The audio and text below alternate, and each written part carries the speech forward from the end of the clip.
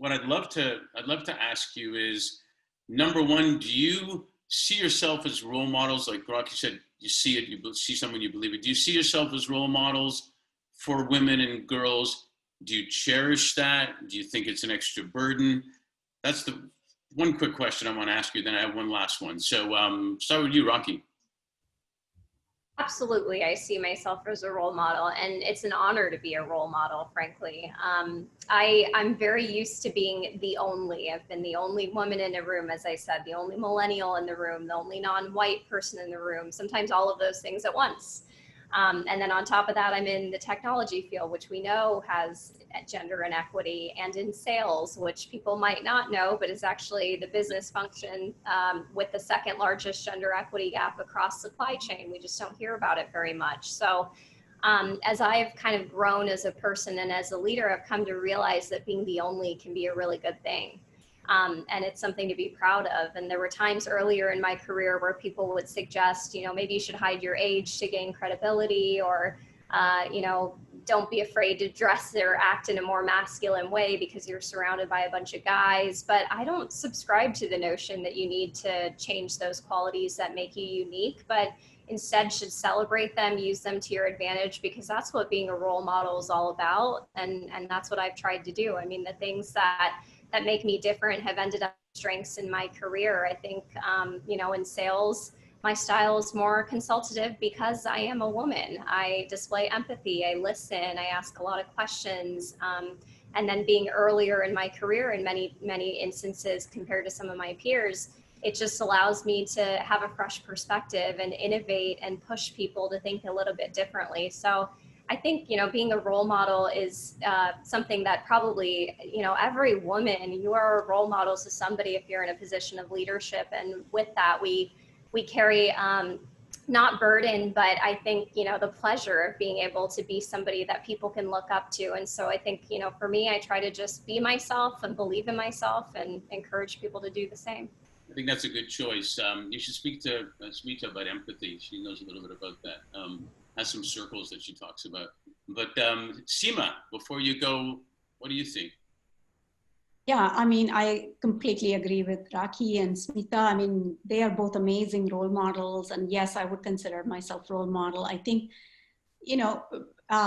being inspired by each other is an important aspect of sort of that collective spirit of, I don't want to call it empowerment, but it is actually owning who you are and being who you are. And I love what you said, Rakhi, about, not trying to be masculine yourself or become male. I remember getting rid of all my pantsuits with those big shoulder pads. You remember those from a long time ago? That was one of those things where if you're not authentic, if you have to sort of twist yourself into something that you're not, then you can never be an authentic leader and be true to yourself and inspire others. So role modeling is important. But I also think that you can learn from anybody.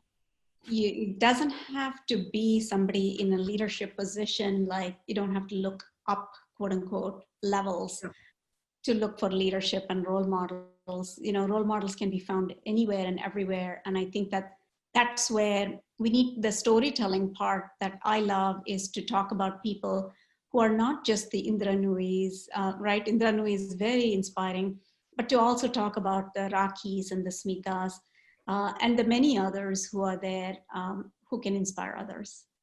Yeah, it's 100% right. I heard someone talk the other day, said, the cashier at CVS store has great stories too.